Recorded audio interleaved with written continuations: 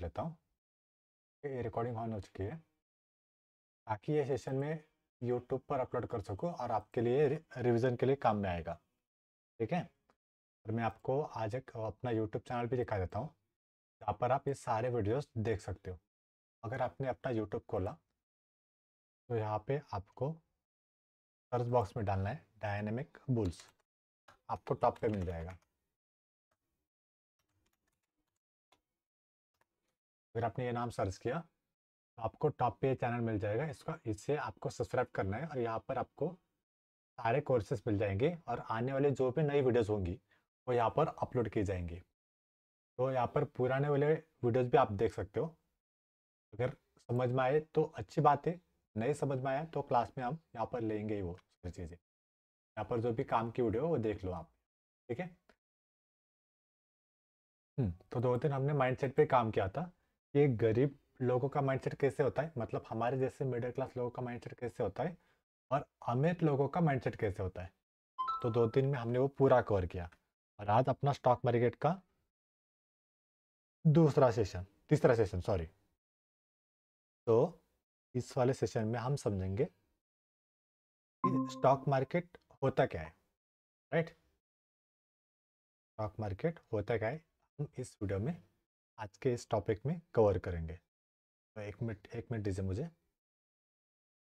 हम्म, आपके पास नोटबुक रहा तो बेटर रिजल्ट आपको मिलेगा। तो जब भी आप सेशन अटेंड कर रहे हो तो आपको अगर आपने नोटबुक सामने रखा तो आपको थोड़ी आसानी होगी मार्केट समझने में, ताकि जो भी बातें मैं आपको समझाने वाला हूँ वो आपको नोटबुक में लिखते जानी है, जो भी आपको इम्पोर्टेंट लगे वो।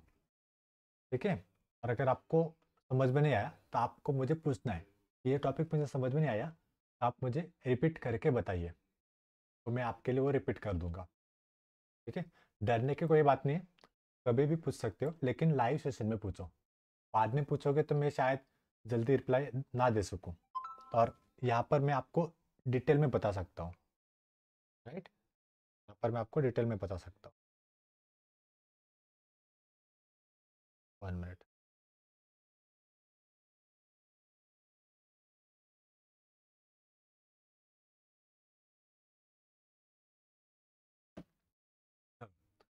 तो स्टॉक मार्केट क्या है वो हम इस वीडियो में आज के इस टॉपिक में आज के दिन समझेंगे। और ये मैंने आपको बता दिया, ये यहाँ पर आपको सारी बातें मिल जाएंगी स्टॉक मार्केट से रिलेटेड जो हम यहाँ पर अपलोड कर रहे हैं। ठीक है, क्लोज कर देते हैं अपना सिल्वर का चार्ट। मैंने बताया था कल आपको कि इसको मैंने होल्ड करके रखा था और कल मुझे अराउंड 4,000 का लॉस हो रहा था। राइट, आज मुझे 3,500 का प्रॉफिट दिखाई दे रहा है। तो इसे मैं बुक नहीं करने वाला हूँ, इसे और लॉन्ग होल्ड करने वाला हूँ। ये थोड़ा ऊपर जाएगा तो यहाँ पर मैं प्रॉफिट बुक करूँगा। ठीक है, तो ये मैंने आपको क्यों बताया, एक ट्रेड सेटअप आपको दिखाई दिखाई दे और आप इसे देख सको। ठीक है, चलो पॉइंट पे आते हैं।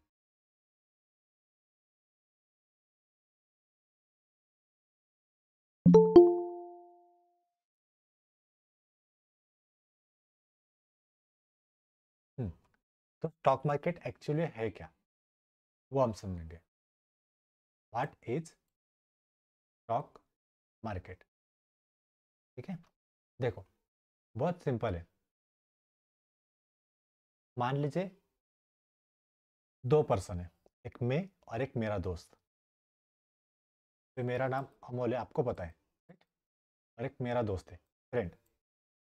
और मुझे एक कंपनी खड़ी करनी है। और कंपनी खड़ी करने के लिए मेरे पास मुझे पैसों की ज़रूरत है 1 लाख की। 1 लाख रुपीज़ की मुझे पैसों की ज़रूरत है, लेकिन मेरे पास सिर्फ है 50,000। राइट, तो मुझे पता है कि मेरे दोस्त के पास 50,000 की अमाउंट है, उसके बैंक में पड़ा है। तो मैं अपने दोस्त को बोलता हूँ कि यार मुझे 1 लाख की कंपनी खड़ी करनी है, लेकिन मेरे पास फंड कम है। और कंपनी का नाम हम समझ लो, जैसे कि मुझे एक कौन सी कंपनी का नाम लूँ। हाँ, शैम्पू की कंपनी समझ लीजिए।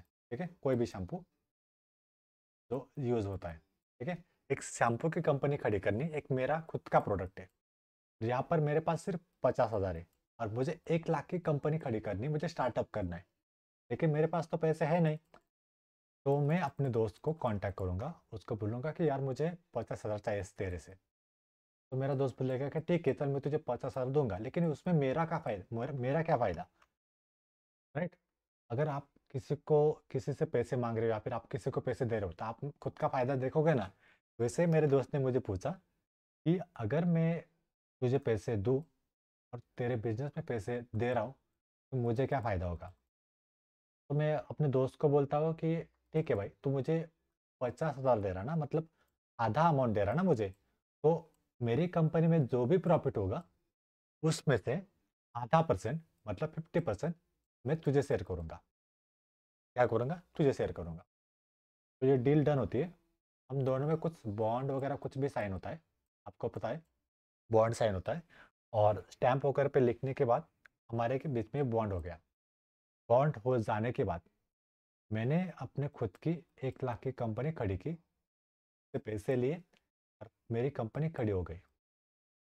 लगभग 1 साल मेरी कंपनी अच्छी चली, अच्छा रिजल्ट भी आया और मेरा शैम्पू का बिजनेस बहुत बढ़िया चला, ठीक है। तो उसमें मुझे अराउंड 5 लाख का प्रॉफिट हुआ, ऐसा आप समझ लीजिए। मान लीजिए कि मुझे 5 लाख का प्रॉफिट हो गया, राइट। मेरी कंपनी बहुत बढ़िया चली, 5 लाख का मुझे प्रॉफिट हुआ। अब जाहिर सी बात है कि अगर मुझे 5 लाख का प्रॉफिट हुआ है और मेरे दोस्त ने मुझे 50,000 दिए थे 1 साल पहले, तो मुझे मेरे प्रॉफिट से 50% अमाउंट मेरे दोस्त को शेयर करनी पड़ेगी। मतलब 2.5 लाख रुपए मुझे अपने दोस्त को शेयर करने पड़ेंगे। तो मैं अपने दोस्त को कांटेक्ट करूंगा और बोलूंगा कि यार मुझे 5 लाख का प्रॉफिट हुआ था, इसमें से आधा तो रख ले क्योंकि आधी अमाउंट तूने इन्वेस्ट किया था, ठीक है, इन्वेस्ट किया था। तो आधी अमाउंट तू ले ले, 2.5 लाख तेरे 2.5 लाख मेरे, ठीक है। तो इसे कहते हैं पार्टनरशिप, सबको पता है पार्टनरशिप। और पार्टनरशिप का ही अल्टरनेट नाम है, पार्टनरशिप का ही अलग नाम है शेयर्स। मतलब मेरी कंपनी में मेरे दोस्त ने 50% शेयर्स लिए हैं, ठीक है। मेरी कंपनी में मेरे दोस्त ने 50% शेयर्स लिए थे, उसका 50% शेयर का प्रॉफिट मैंने अपने दोस्त के साथ शेयर कर दिया। शेयर, शेयर्स, शेयर, राइट, ये उसका नाम है। अभी इसे ही शेयर मार्केट कहते हैं। मैंने आपको एक कंपनी का एग्जाम्पल बताया, जैसे सब्जी मंडी में मार्केट होता है फल सब्जियों का, वैसे ही बहुत सारी कंपनियों का शेयर मार्केट होता है, राइट। बहुत सारी कंपनियों का शेयर मार्केट होता है। बड़ी बड़ी कंपनियों को पैसों की ज़रूरत पड़ती है, इसलिए उनके जेब में तो पैसे नहीं होते, तो वो पैसे कहाँ से लेंगे, बैंक से लेंगे, हम जैसे लोगों से लेंगे, ठीक है। फिर फ्रेंड्स होंगे उनसे लेंगे, सबसे लोन पे, उधार पे, दोस्त से ऐसे पैसे इकट्ठा करके वो खुद की कंपनी चलाएंगे, ठीक है। तो इसे जब भी किसी कंपनी को ज़रूरत पड़ती है तब कंपनी शेयर मार्केट में अपनी कंपनी लिस्ट कराती है, और वहाँ पर हमारे जैसे लोग, और कोई भी हो सकता है, इंडिया का कोई भी पर्सन हो सकता है, वो उस शेयर में इन्वेस्ट करता है, उस कंपनी में इन्वेस्ट करता है।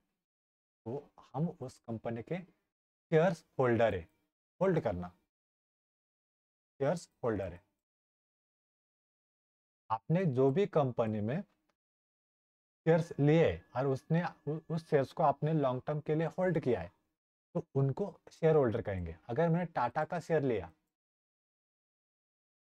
तो उसको लॉन्ग टर्म के लिए होल्ड किया, जस्ट एग्जांपल के लिए 1 साल, तो मैं टाटा कंपनी का शेयर होल्डर हूँ, ठीक है। और शेयर मार्केट का अल्टरनेट नाम है स्टॉक मार्केट, मार्केट का अल्टरनेट नाम है स्टॉक मार्केट। आप इसे लिख सकते हो अपने नोटबुक में, स्टॉक मार्केट। इसे स्टॉक मार्केट भी कहा जाता है। जैसे घर में हम अपने बच्चों का नाम रखते हैं दादू, और स्कूल में रखते हैं प्रज्वल, जैसे घर में रखते हैं सोनू, और बाहर रखते हैं बाहर रखते हैं राजेंद्र, घर में नाम रखते हैं राजू, और बाहर नाम रखते हैं क्या बोलते हैं, कमलेश। ठीक है। तो एक पेट नेम होता है ना, घर का खुद का नाम होता है। हम बच्चों को लाड़ प्यार से कुछ ना कुछ नाम देते हैं। तो वैसे ही स्टॉक मार्केट में ऐसे अल्टरनेट नाम है, लेकिन सबका मीनिंग एक ही है। कुछ लोग बोलते हैं कि शेयर मार्केट और स्टॉक मार्केट अलग है क्या? तो नहीं, दोनों सेम है। ये दोनों सेम है। कौन कौन से नाम इनको देखो। कोई इसे स्टॉक मार्केट कहता है, तो कोई इसे शेयर मार्केट, कोई इसे स्टॉक मार्केट कहता है, कोई इसे कैश मार्केट कहता है। एक दो तीन चार, ये 5 नाम है कुल मिलाकर। और कोई इसे इक्विटी मार्केट कहता है। Equity market, stock market, share market, stock market, cash market, equity market, इन सारों का मीनिंग, इन सबका मीनिंग एक ही है। सबका मीनिंग एक ही है। अभी शेयर मार्केट और स्टॉक मार्केट नाम ज़्यादा फेमस है, सबके मुंह में वही नाम आता है। तो स्टॉक मार्केट बहुत कम लोगों को पता है, और कैश मार्केट भी बहुत कम लोगों को पता है। तो जिनका प्रोफेशन है स्टॉक मार्केट करना फुल टाइम, उनको पता है कि इसे कैश मार्केट भी कहते हैं, कोई इक्विटी मार्केट भी कहता है। डिपेंड करता है पर्सन पे, कोई कुछ भी बोल सकता है। हमारे जुबान पे जनरली स्टॉक मार्केट या शेयर मार्केट आ ही जाता है। राइट। तो आपको समझ में आ गया कि शेयर मार्केट का मतलब क्या होता है? हैंड रेस करके बताइए, ताकि मैं आगे बढ़ सकूं। और किसको किसको किसको किसको समझ में आ गया? जो मैंने बताया उसका मीनिंग होता है पार्टनरशिप। हम कंपनी में पार्टनरशिप लेते हैं। राइट।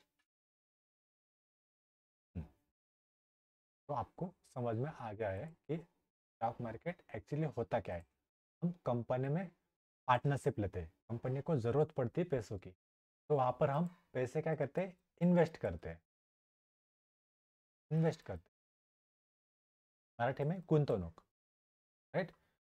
मेरी हिंदी थोड़ी वीक है, क्योंकि मेरा प्रोफेशनली मैं हिंदी नहीं बोलता, लेकिन सीख रहा हूँ। ठीक है, तो बीच बीच में मैं अटक जाता हूँ। ठीक है, तो अभी सीख रहा हूँ, तो शायद 1 डेढ़ साल बाद अच्छी हो जाएगी हिंदी। चलो आगे बढ़ते हैं।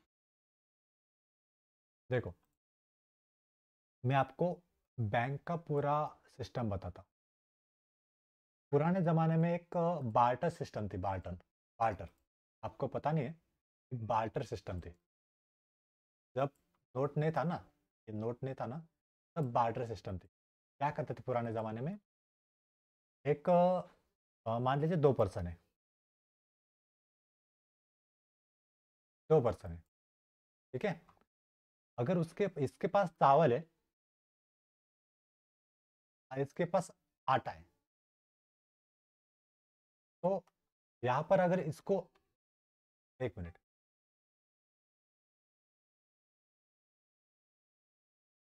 हाँ पापा। हाँ अलग है। हाँ अकेले अकेले।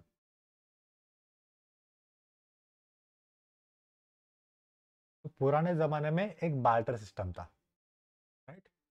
बार्टर सिस्टम में क्या होता था, मेरे पास जो है, मान लीजिए मेरे पास चावल है और सामने वाले दोस्त के पास आटा है। सामने वाले दोस्त के पास आटा है, तो मुझे आटा चाहिए और सामने वाले को चावल चाहिए। राइट। तो हम दोनों एक्सचेंज कर लेंगे। हम दोनों क्या कर लेंगे कि भाई तू एक काम कर, तू चावल ले मेरे से, मैं और तेरा वाला जो आटा है ना वो मुझे दे दे। इसे पुराने जमाने में बार्टर सिस्टम चलता था, इसे बार्टर सिस्टम कहते हैं। राइट। तो अभी मुझे चावल लग रहे थे, मतलब मुझे आटा लग रहा था, लेकिन मेरे दोस्त को अगर चावल नहीं चाहिए, तो इसमें ये बार्टर सिस्टम फेल हो गया। जाहिर सी बात है, अगर मुझे चावल की ज़रूरत नहीं है तो मैं एक्सचेंज क्यों करूँ मेरे दोस्त में और मुझ में? अब दोस्त कहेगा ना ऐसा। तो ऐसा पुराने ज़माने में बार्टर सिस्टम चलता था, राइट? तो ये सिस्टम फेल हो गया। तो बाद में पुराने ज़माने में फिर से एक सेकंड मेथड आई, वहाँ पर गोल्ड और सिल्वर के सिक्के बन गए।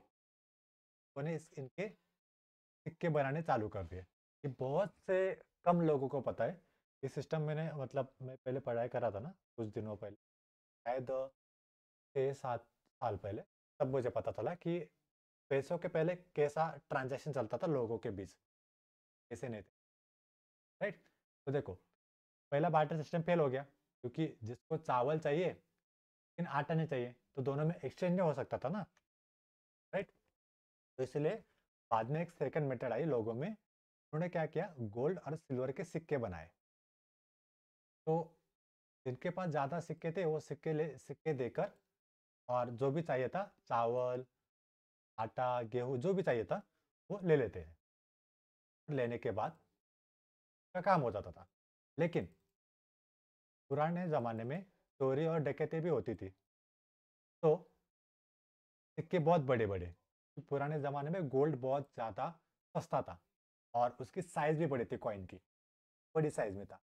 तो ये एक थैले में लेकर जाने का तरीका बहुत डिफिकल्ट था कि जंगलों से जाना है, रास्ते से जाना है, और चोरी और डकैती होती थी। तो वो जो बोरिया बिस्तर बांधा है उन्होंने जिसमें सिक्के रखे, वो चोरी हो जाते थे। और उससे और एक डिसएडवांटेज एडवांटेज था कि वो ज़्यादा वजन था उसका। उसका वजन ज़्यादा होने की वजह से वो कैरी करने में बहुत डिफिकल्ट जाता था, और उसमें चोरी डकैती की भी प्रॉब्लम। इसलिए लोगों ने एक सिस्टम बनाया फिर से, तो गांव के साहूकार, सरपंच वगैरह होते ना, जो पुराने ज़माने में साहूकार होते थे, ने क्या किया, एक रसीद बनाई, तब एक पेपर बनाया और पेपर में साहूकार का एक स्टैंप लगाया, राइट? आपने पेपर पे स्टैंप लगा, ने क्या किया, जो लोगों के पास सोना और पड़ा है ना, ने उसके पास गिरवी रख लिया। मान लीजिए 100 रुपये का सोना है एग्जाम्पल के लिए। तो उसने क्या किया, ये जो पर्सन है, उसने क्या किया, साहूकार के पास 100 रुपये का सोना रख दिया और एक 100 रुपये की रसीद ले ली। तो पेपर था, कागज था, और उसमें 100 रुपये लिखकर उसके ऊपर स्टैम्प किया जाता था साहूकार का। जैसे आज के नोट पे आता है कि मैं 10 रुपये अदा करता हूँ, ऐसा कुछ लिखा आता है ना। उस लिखा आता था कि साहूकार कास्ट वेरीफाइड है, ये चलन चलेगा। तो इस तरह से पेपर चलने लगा, एक दूसरे में बांटे जाने लगे। तो जो भी गोल्ड और चांदी होता था ना, वो साहूकार के पास इकट्ठा होता था, राइट? तो एक रसीद बनी और इसका बन गया नोट पुराने ज़माने में। तो एक सिस्टम चला आ रहा है तब से। लेकिन में से जो शातिर लोग थे, जो बड़े चालाक थे, उन्होंने क्या किया, उनको पता है कि उनके पास सिर्फ 1 किलो सोना है, लेकिन उनके पास पेपर जो है बहुत सारे, और स्टैम्प भी उनके पास है, वो स्टैम्प भी लगा सकते थे और बहुत सारे नोट भी छाप सकते थे, 100 के, 1000 के। तो उन्होंने ये लूप होल ढूंढ लिया। लूप होल ढूंढने के बाद क्या किया कि जो नोट थे, मान लीजिए उनके पास 1 किलो का सोना है, और 1 किलो के सोने का जो रुपीस था, मान लीजिए 1000, राइट? उन्होंने क्या किया, 1000 की जगह 10,000 के नोट छाप लिए, बहुत सारे, 10,000 नोट के बहुत सारे नोट छाप लिए।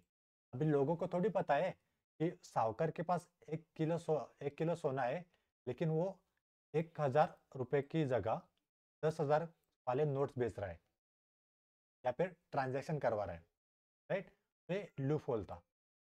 तो जैसे वो सिस्टम तब से चला आ रहा है।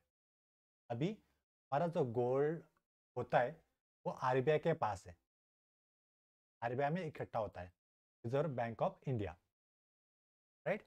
यहाँ पर वो इकट्ठा होता है। तो जितना गोल्ड है ना, उतना ही पैसा इंडिया में छाप सकते हैं। बस। अगर इससे ज़्यादा छाप दिया तो इससे इंडिया की इकोनॉमी पे प्रॉब्लम्स आएगा, राइट। और ऐसा एक देश ने भी किया था, उन्होंने बहुत सारे नोट छाप दिए थे लिमिट के बाहर, और वो आज के बहुत बड़े थैले में बहुत सारे पैसे लेकर फिर उनका 100 रुपया कुछ बनता था। फिर जैसे हम 1000 की नोट लेके जाते हैं दुकान पे, 1000 की बंद हो गई ना, 2000 की, राइट। 2000 की भी बंद होगी शायद। तो 500 की जो नोट थे वो दुकान पे लेके जाते हैं, राइट। तो उन्होंने इतने नोट छापे, इतने नोट छापे कि उसकी डिमांड कम हो गई। तो मैंने आपको कल बताया था, किसी भी चीज़ की क्वांटिटी अगर ज़्यादा हो जाए तो उसकी डिमांड कम हो जाती है, सप्लाई बढ़ जाता है। देश ने बहुत सारे नोट छाप दिए, उस वजह से नोट की जो वैल्यू थी वो कम हो गई, और उस वजह से वो देश आज भी इकोनॉमी प्रॉब्लम में फंसा है। तो वहाँ पर अगर हमारे यहाँ पर अगर हम 10,000 रुपये की कुछ छोटी गड्डी लेके जा रहे हैं, तो वहाँ पर एक पूरा पोता लेके जाना पड़ेगा। मेरे का नाम याद नहीं आ रहा, अगर आप गूगल करेंगे तो आपको मिल जाएगा, राइट। तो वजह से उन देश के ऐसा इकोनॉमिक डाउन हो गई। वैसे ही इंडिया में आरबीआई हमारा रेगुलेट करता है, राइट। तो जो भी हमारे इंडिया में गोल्ड है, जितना गोल्ड है इंडिया के पास, उतना ही भारत या फिर इंडिया पैसा सर्कुलेट कर सकता है। बहुत से लोगों के दिमाग में ऐसा आया होगा कि क्या ज़्यादा नोट क्यों नहीं छापती, सब लोग अमीर हो जाएंगे। ऐसा नहीं है। हाँ, गोल्ड होगा आरबीआई में, मैं पैसा छाप, एज पर माई नॉलेज जितना मैंने स्टडी किया है हिसाब से मैं आपको बता रहा हूँ, ठीक है। और आप इसमें डीप में जा सकते हो अगर आपको देखना है तो। जितना मुझे नॉलेज चाहिए था उतना मुझे मिल गया, बाद में मेरे ऊपर रिसर्च करना बंद कर दिया, ठीक है। तो आई होप कि आपको ये समझ में आ गया होगा कि पुराने ज़माने में नोट कैसे आए। तो ये बता कहना क्या चाहता हूँ कि नोट की कुछ वैल्यू नहीं है। नोट है ना, खाली कागज़ है, इसकी वैल्यू गोल्ड की है, लेकिन गोल्ड की वैल्यू धीरे धीरे बढ़ती है, ये सर्कुलेट ज़्यादा होता है। तो ये सिर्फ चिल्लर है, राइट।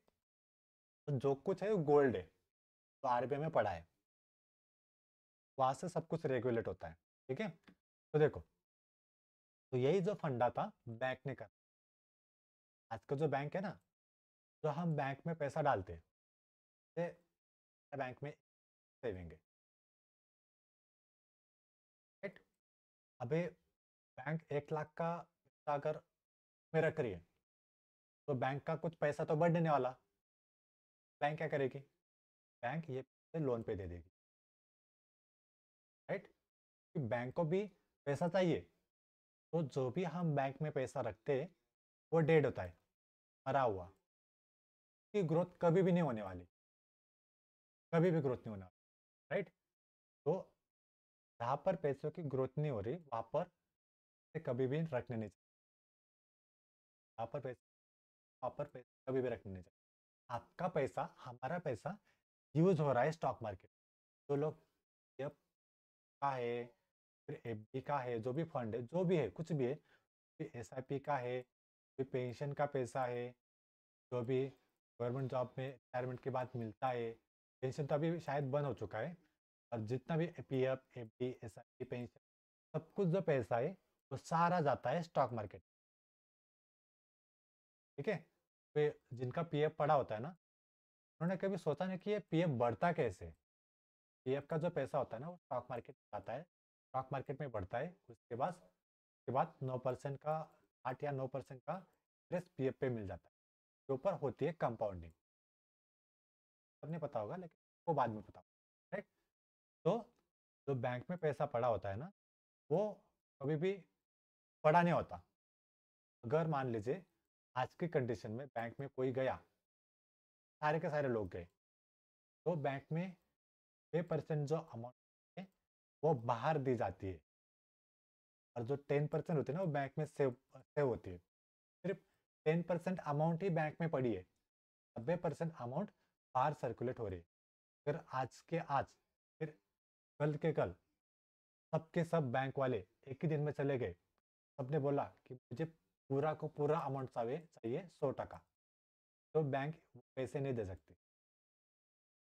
बैंक के पास है ही नहीं, राइट। बैंक के पास सिर्फ 10% है। तो हमें फोन पे पर या फिर ऐप पे दिखाई देता ना नेट बैंकिंग में, वो सारा वर्चुअल मनी है, वर्चुअल मनी है। तो सिर्फ आंखों पर दिखाई दे रहा है, लेकिन फिजिकली वो वहाँ पर प्रेजेंट नहीं है। 50% फंड बाहर पर जा रहा है।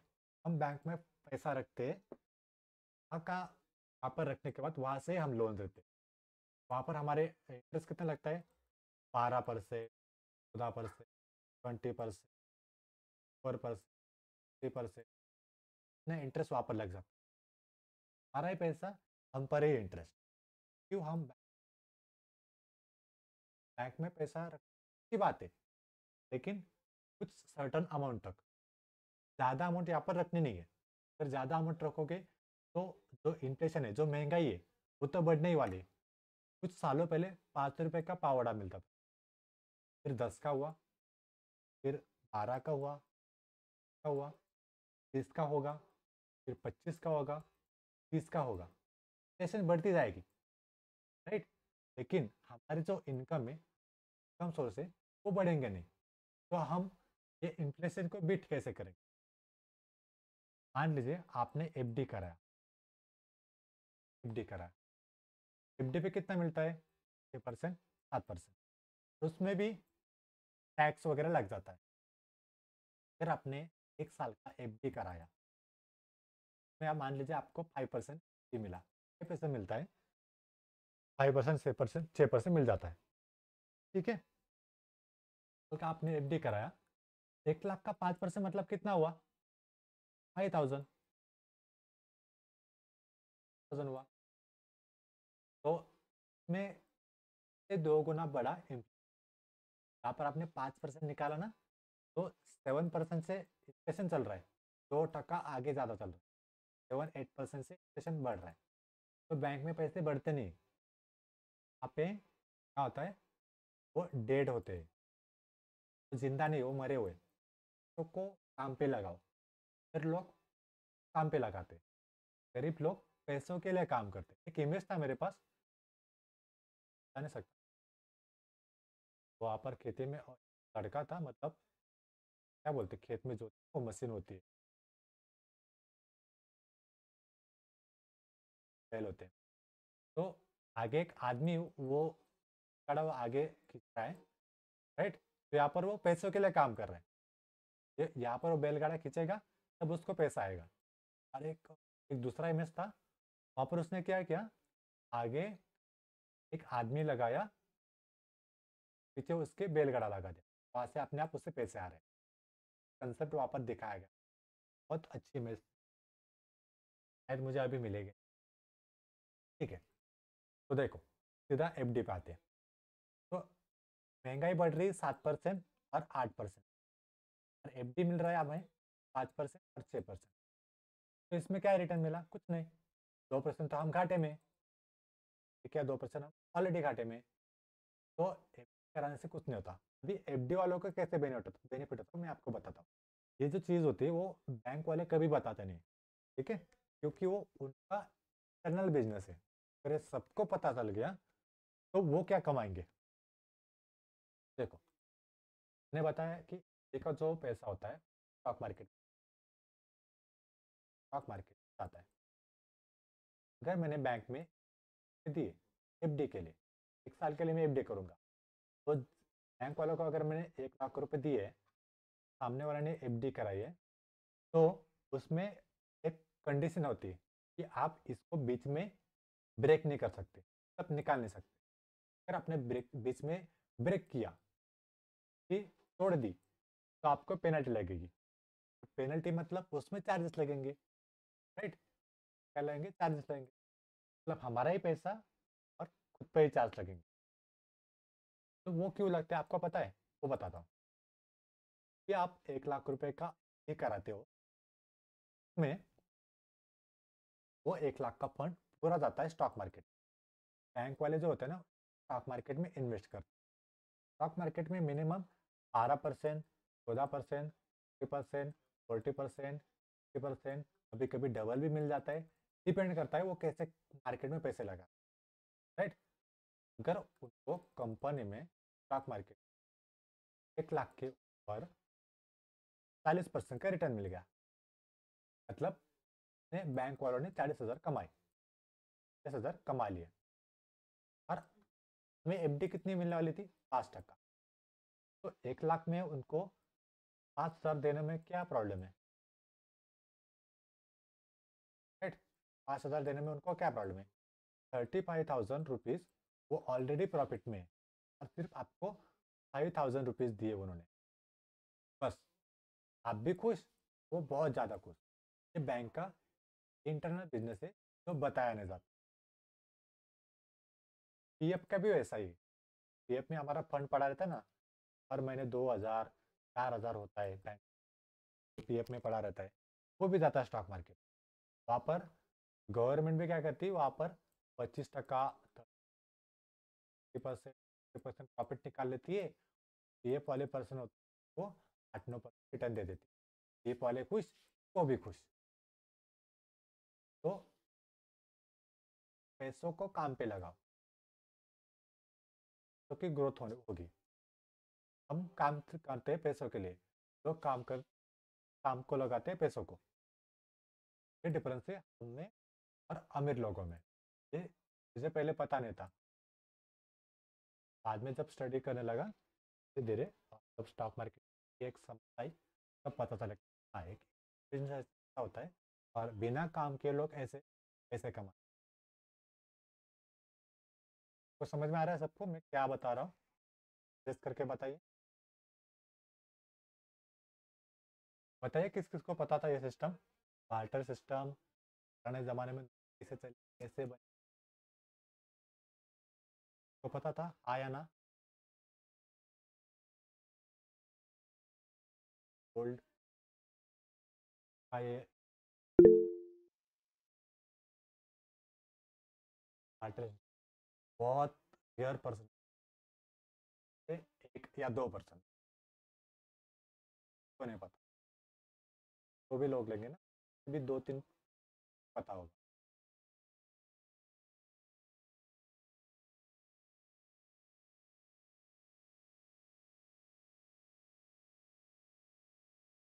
बैंक का और एफडी का नया था, बैंक का सिस्टम, यही वो साहूकार है अभी। पुराने ज़माने में साहूकार थे ना, अभी बैंक वाले ही साहूकार है।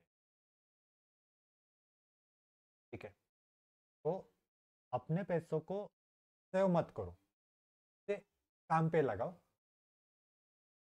इन्वेस्ट करो, गुंतवणूक इन्वेस्ट करो, करोगे तब ग्रो करोगे। ठीक है, आईपी करो, मार्केट में लगा सकते हो, तो ट्रेडिंग कर सकते हो, कोई बिजनेस डाल सकते हो, कुछ भी।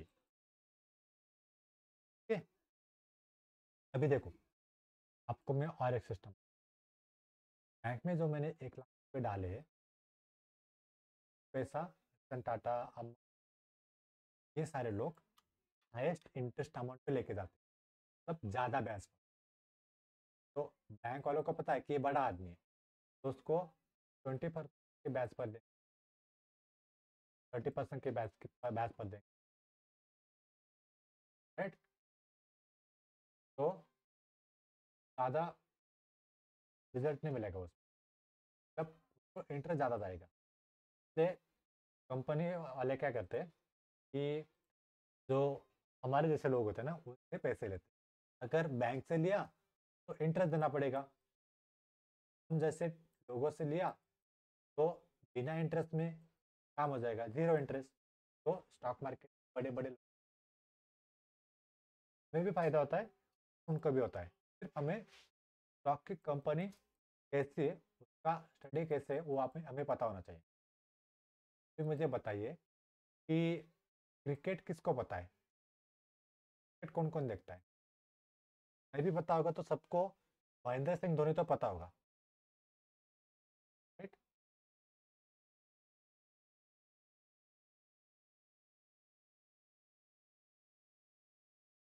बताइए।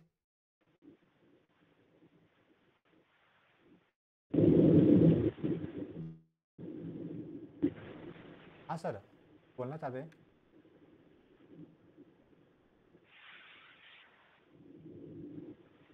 और आपने माइक ऑन किया, आप कुछ बोल।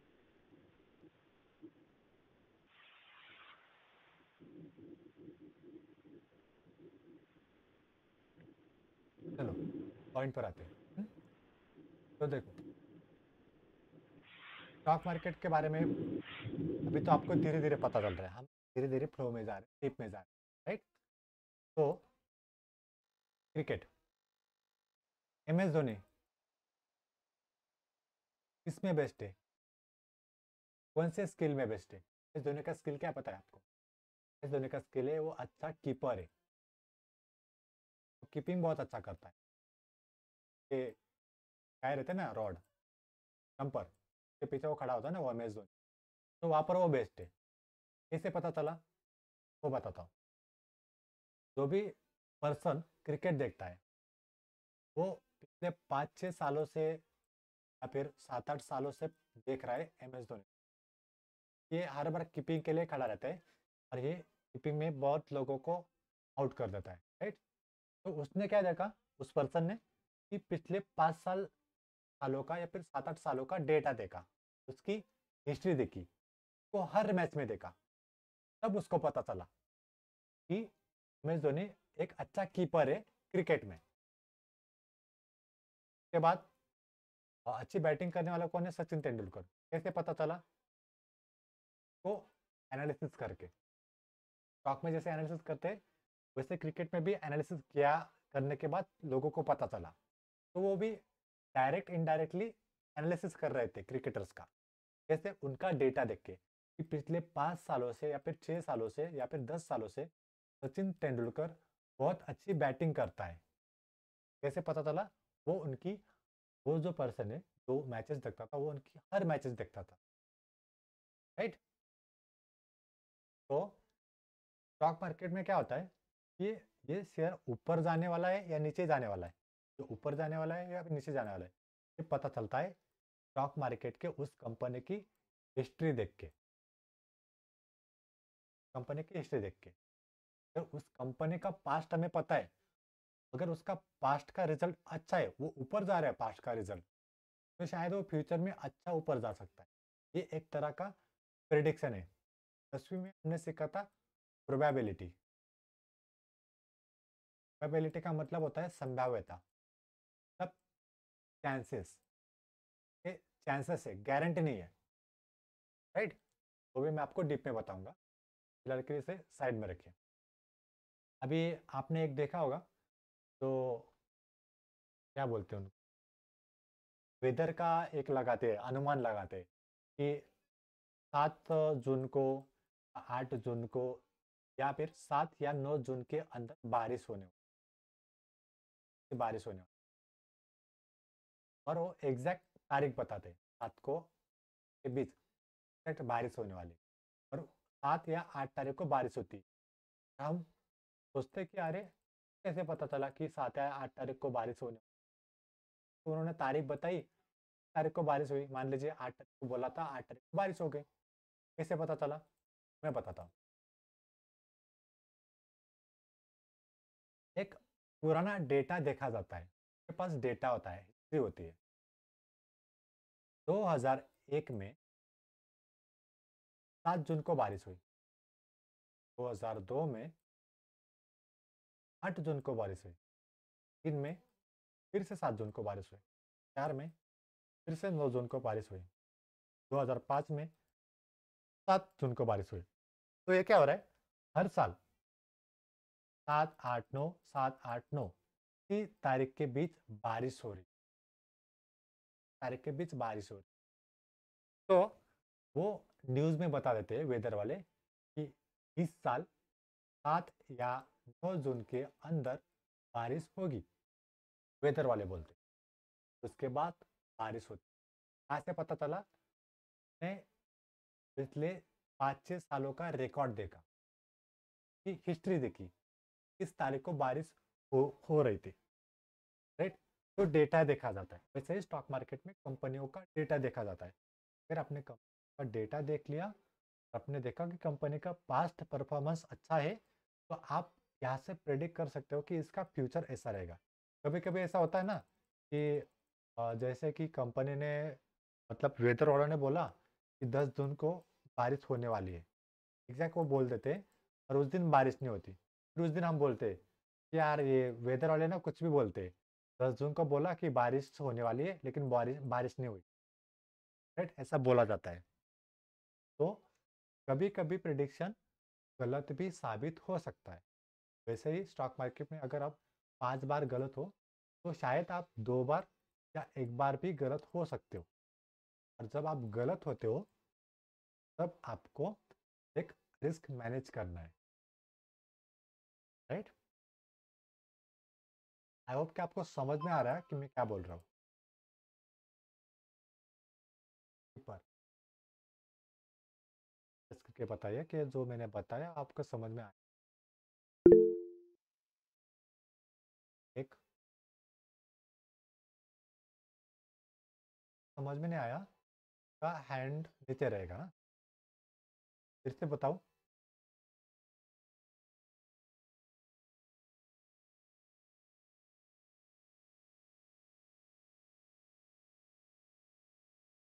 तो समझ में आ गया होंगे। हाँ, तो समझ में आया सबको। जिनकी कॉमर्स फील्ड है ना, तो बहुत अच्छी तरह से समझ में आएगा, क्योंकि वो उनकी फील्ड है। वहाँ से वहाँ पे स्टॉक मार्केट के बारे में इतने डीप में नहीं बताया गया, लेकिन अभी अगर जो आगे पढ़ रहे होंगे उनको पता चल जाएगा। अभी ज़्यादा क्रेज बढ़ रहा है ना स्टॉक मार्केट। चलो आगे बढ़ते हैं। तो यही है स्टॉक मार्केट, और इस तरह से पूरा फाइनेंशियल सिस्टम चलता है। बार्टर से तो इस तरह से चलता है जो मैंने आपको बताया।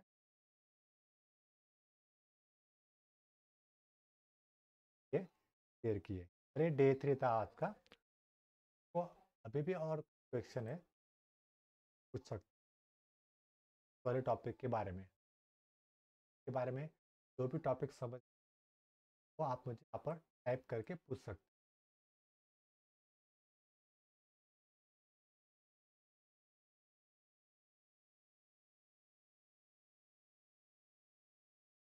5 मिनट बाद का टॉपिक लेते हैं।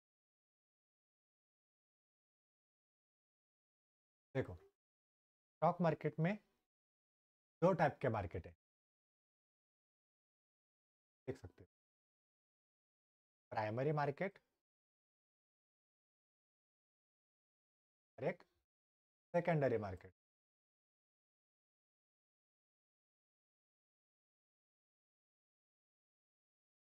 तो सबसे पहले हम समझेंगे प्राइमरी मार्केट होता क्या है।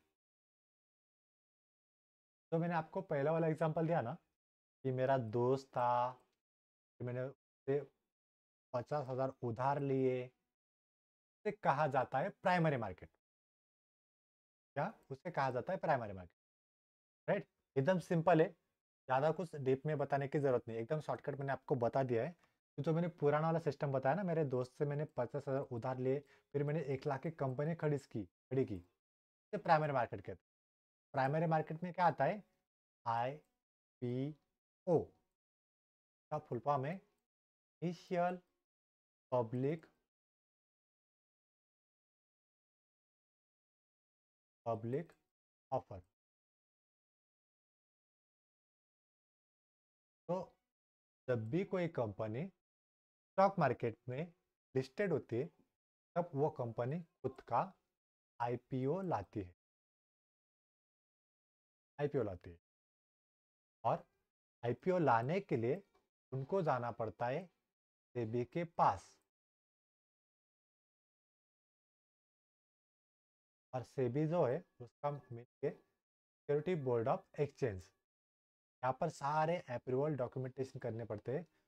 वो जो भी कंपनी है, मान लीजिए पेटीएम की कंपनी है, तो अभी लॉस में है, वो पेटीएम की कंपनी को खुद का आईपीओ लॉन्च करना है, वो जाएगी सेबी के पास, उनको बोलेगी कि हमारी ऐसी कंपनी है, हमें स्टॉक मार्केट में इसे लिस्टेड कराना है, तो हमें हमारा आईपीओ लॉन्च करना है। सेबी इनके सारे रिकॉर्ड्स देखेगी, सारे डेटास कलेक्ट करेगी, सारे डॉक्यूमेंटेशन देखेगी। अगर डॉक्यूमेंटेशन सही रहेगा तो ये आईपीओ के लिए अप्रूवल देगी। अगर डॉक्यूमेंटेशन सारे रिकॉर्ड्स गलत रहेंगे, कुछ प्रॉब्लम्स दिखाई देंगी, तो यहाँ पर वो आईपीओ के लिए यहाँ पे स्टॉक मार्केट लिस्ट करने के लिए रिजेक्ट कर देंगे, मतलब कोई भी अप्रूवल नहीं देंगे। ठीक है, तो आईपीओ लॉन्च करने के लिए सेबी का अप्रूवल लेना पड़ता है। बिना सेबी के अप्रूवल कोई भी आईपीओ लॉन्च नहीं होता। जब भी आईपीओ लॉन्च होता है वो नई कंपनी होती है। तो जो भी आईपीओ में हम इन्वेस्ट करते हैं, फिर हम आईपीओ लेते हैं, उसमें जब हम पहली बार इन्वेस्ट करते हैं उसे ही प्राइमरी मार्केट कहा जाता है। आईपीओ में जो हम इन्वेस्ट करते हैं उसे ही प्राइमरी मार्केट।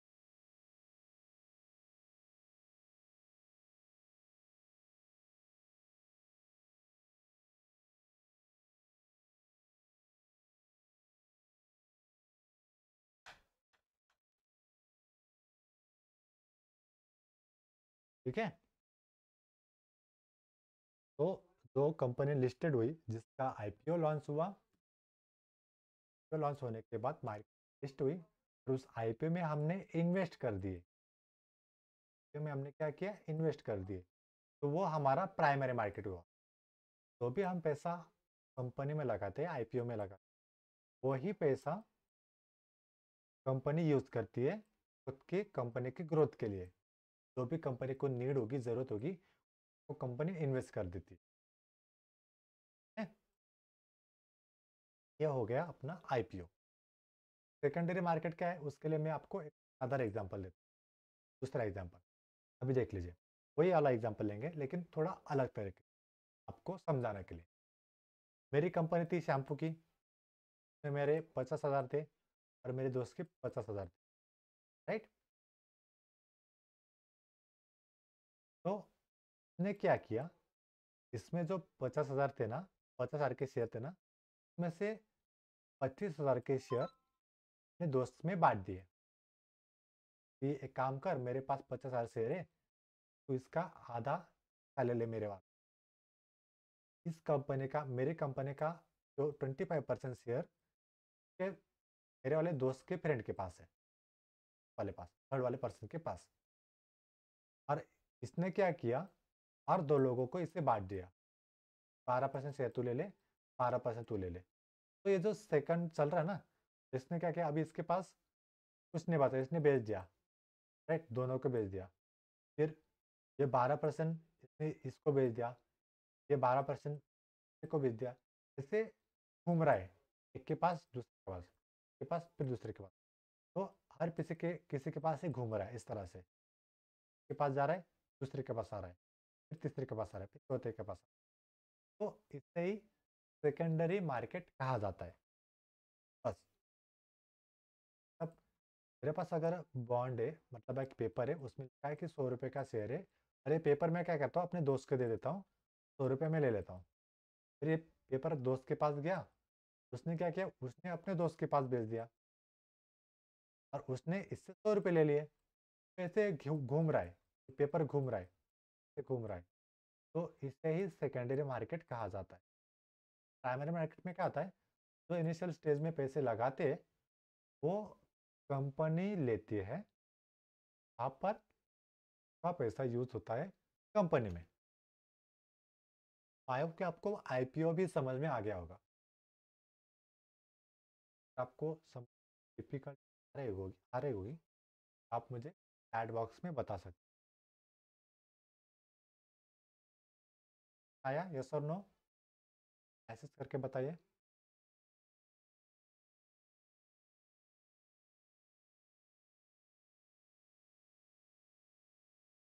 सिर्फ एक ही पर्सन को समझ में आया, तो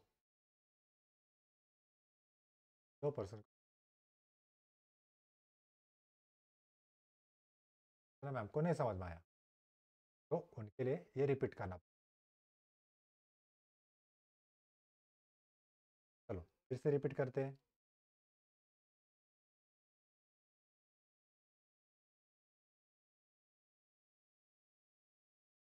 अर्चना मैम, मुझे सबसे पहले ये बता दीजिए कि जो मैंने आपको प्राइमरी मार्केट समझाया वो आपको समझ में आया, और सेकेंडरी मार्केट आपको समझ में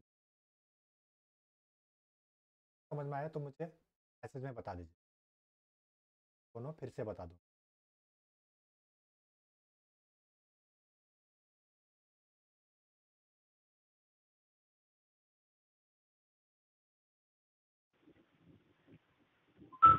एक बार रिपीट कीजिए सर। बार रिपीट। ओके, तो प्राइमरी मार्केट और सेकेंडरी मार्केट फिर से रिपीट करते हैं, लेकिन दूसरे एग्जांपल से। ठीक है, चलिए हमें थोड़ा पास्ट में जाना पड़ेगा। देखो, इंडिया का सबसे स्टॉक पुराना स्टॉक एक्सचेंज है बीएससी। बीएससी क्या है वो भी आपको बाद में बताऊंगा। ठीक है, तो सिर्फ याद रखना है कि मैंने बीएससी बताया। बीएससी और एनएससी कल वाले सेशन में। तो मुंबई में बीएससी का एक्सचेंज है, यहाँ पर शेयर्स मिलते हैं। शॉर्टकट में बताया तो शेयर्स मिलते हैं। तो यहाँ पर ब्रोकर होते हैं, ब्रोकर भी मैं आपको कल बताऊंगा। तो पुराने ज़माने में लोग क्या करते थे, पेपर पर शेयर्स लेते थे। कोई भी कंपनी का शेयर लेना था तो एक पेपर होता था और एक ब्रोकर था। तो हमें ब्रोकर के पास जाना पड़ता था। तब एक पर्सन है, जैसे ब्रोकर के पास जाना पड़ता था। तो ब्रोकर क्या करता था कि इस वाले पर्सन ने बोला कि भाई मुझे टाटा के शेयर चाहिए। तो ब्रोकर बोलेगा कि मेरे पास 100 रुपये का एक शेयर है, देगा। तो पर्सन बोलेगा कि चाहिए मुझे, तू मेरे नाम पे ये टाटा के शेयर कर दे 100 रुपये के भाव पर। तो ब्रोकर क्या करता है, एक पेपर लेता है, पेपर पर उसका टाटा का नाम लिखा होता है, टाटा का ब्रांड का। वहाँ पर उसका नाम, जो पर्सन होता है, मतलब मेरा नाम, हमारा नाम ले वहाँ पे और पेपर पे डाल देता है। तब मान लीजिए ये स्टैम्प, यहाँ पर ये 100 रुपये का शेयर है, राइट। तो ये 100 रुपये का जो शेयर है मेरे नाम से, ये अभी पेपर फॉर्म में है, राइट। तो ये मेरी इसकी ज़रूरत मुझे नहीं है, इसकी ज़रूरत मुझे नहीं। तो मैं क्या कर रहा हूँ पता है, कि ये जो 100 रुपये का पेपर है ना, मैं अपने दोस्त को बेच दे रहा हूँ। काम कर, मेरे पास 100 रुपये का पेपर पड़ा है टाटा के शेयर का। तो एक काम कर, 100 रुपया मुझे दे दे और ये पेपर तू रख ले। जब टाटा का शेयर बढ़ेगा तब तू ये शेयर, ये जो पेपर है, किसी और को बेच देना। तो फ्रेंड एग्री हो जाता है, ये ले लेता है। तो ये टाटा का शेयर 100 रुपये का था ना, तो इसने लिया। लेने के बाद ये 110 हो गया, तो इसने ये पेपर मेरे को 110 में बेच दिया। ये पेपर लोगों में सर्कुलेट हो रहा है, राइट। अब ये पेपर ए पर्सन से बी पर्सन के पास जा रहा है, फिर सी पर्सन के पास ये पेपर जा रहा है, फिर डी पर्सन के पास ये पेपर जा रहा है, राइट। तो ये जो सर्कुलेशन चल रहा है ना, ए से बी तक, बी सी तक, डी तक, तो इससे सेकेंडरी मार्केट कहा जाता है। ये ऑनलाइन होता है, पुराने ज़माने में ऐसे ऑफलाइन हुआ करता था। ये हो गया secondary market, right. Secondary market. और जो पहला था वो प्राइमरी मार्केट। प्राइमरी मार्केट कैसा था कि मेरी खुद की कंपनी है और मेरी कंपनी में मुझे पैसे चाहिए। तो मैं क्या करता हूँ, मेरे दोस्त को बोलता हूँ, कंपनी का शेयर अभी नहीं है, अभी क्या है, सिर्फ आईपीओ मैंने लॉन्च किया है। आईपीओ लॉन्च करने के बाद मैंने अपने दोस्त को बताया कि ये देख, ये मेरी कंपनी है और इसमें तुझे 50,000 इन्वेस्ट करना है, तो 50,000 का आईपीओ सबसे पहले ले ले। मेरा दोस्त क्या करता है, 50,000 का आईपीओ ले लेता है। तो इनिशियली, मतलब स्टॉक मार्केट लिस्ट होने से पहले तो क्या किया, मेरे दोस्त ने परचेस कर लिया। ये हो गया प्राइमरी मार्केट, आईपीओ हो गया। तो इनिशियली जो आईपीओ में पैसे लगाए जाते हैं वही हमारा प्राइमरी मार्केट होता है। और बाद में जो सेकेंडरी होता है ना, वो लोगों में घूमता रहता है। अगर आईपीओ 10 तारीख को आया, कि लास्ट डेट है 12 तारीख, तो 10 और 12 तारीख के अंदर हमें आईपीओ लेना होता है। आईपीओ का भाव होता है 15,000 एक लॉट का। लॉट का मीनिंग पता होगा, जैसे माचिस, माचिस होती है, माचिस का ही बॉक्स होता है, इसमें बहुत सारे 25 ये होते हैं, राइट, तरह से। ये पूरा लॉट हो गया, राइट, पूरा लॉट हो गया। 15,000 का एक लॉट, 15,000 का एक लॉट आईपीओ में मिलता है। तो मैंने एक लॉट लिया, और ये जो 15,000 रुपये है ना, वो पूरे के पूरे कंपनी लेगी। और उसके बाद जो भी स्टॉक मार्केट में इस टाटा की कंपनी में, मतलब मान लीजिए टाटा का आईपीओ है, टाटा का आईपीओ लॉन्च हो गया और 15,000 की जरूरत थी टाटा को, तो टाटा को 15,000 मिल गए, टाटा को 15,000 मिल गए। लेकिन अभी 15,000 के बाद कंपनी को जरूरत नहीं है, तो 15,000 के शेयर इसके पास है, जिसको आईपीओ लगा था। ठीक है, जिस पर्सन को आईपीओ लगा था उसके पास 15,000 के शेयर है। तो वो 15,000 के शेयर क्या करता है, लोगों में बांट देता है। 15,000 में से 1,000 का शेयर किसी और पर्सन को बांट देगा, फिर 1,000 का शेयर किसी और पर्सन को बांट देगा, फिर 5,000 का शेयर किसी और पर्सन को बांट देगा। फिर ये वाले लोग, ये 5,000 का, ये वाला पर्सन जो होगा, 5,000 का शेयर किसी और पर्सन को बांट देगा, 1,000 के शेयर ये किसी और को बांट देगा, 1,000 के शेयर ये किसी और को बांट देगा। मतलब शेयरिंग चल रही, या यहाँ से लो, यहाँ पर बांट, यहाँ से लो अपने दोस्त को बेच दो, ये बेच दो, ये बेच दो, ये ऐसे सर्कुलेट हो रहा है मार्केट। तो मार्केट में सर्कुलेट होता है इस तरह से, यही सेकेंडरी मार्केट कहते हैं। तो इनिशियली मार्केट को पैसे दिए गए, तो इसके पास पेपर था, ये पर्सन के पास पेपर था, और इसने पैसे दे के ये पेपर लिया।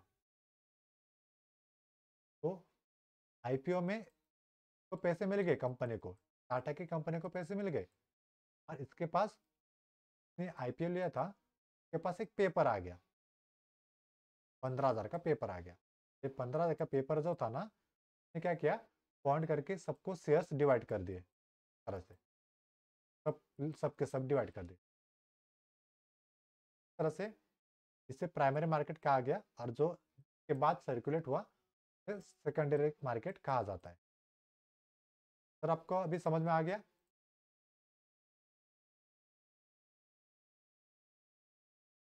सेकेंडरी मार्केट भी समझ में आ गया होगा अर्चना मैम। तो आप इसे यूट्यूब पर भी एक बार सर्च करके देख सकते हो।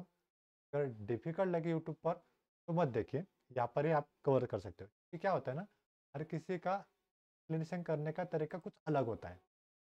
तो हम क्या करते हैं कि हम जितना आसान हो सके उतना आसान करने के तरीके से बता सकते हैं।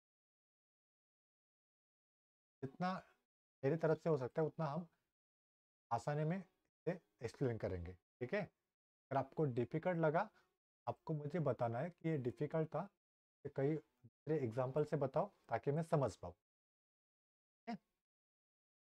तो बस आज के दिन बस इतना ही, पूरा 1 घंटा हो गया। और अगर मैंने ज़्यादा देर तक,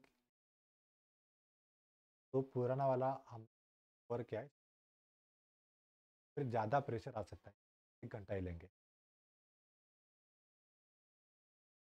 एक ज़रूरी बात, कल का जो सेशन होने वाला, बीएससी क्या होता है, एससी क्या होता है, राइट, उसके बाद ब्रोकर क्या होता है, वो समझेंगे।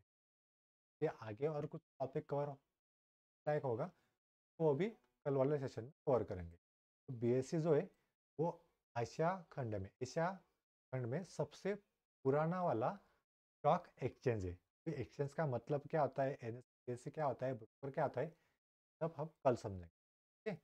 जो भी मैंने आपको बताया है, तो आप आज अपने हो रिविज़न कर सकते हो। तो मैंने कंटेंट रिकॉर्डेड वीडियो है, तो आप यूट्यूब पर 2 बार देख सकते हो। तो आपको यूट्यूब पे जाना है, मैं आपको फिर से बता, स्टार्टिंग में फिर से बता देता हूँ। यूट्यूब पे जाना है, पे जाने के बाद आप सर्च में डालना है, आया नया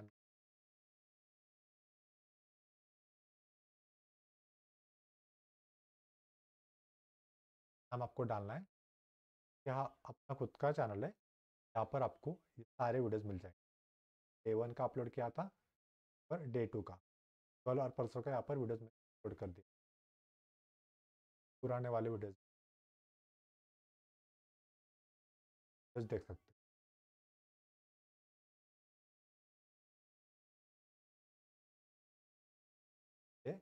अगले सेशन।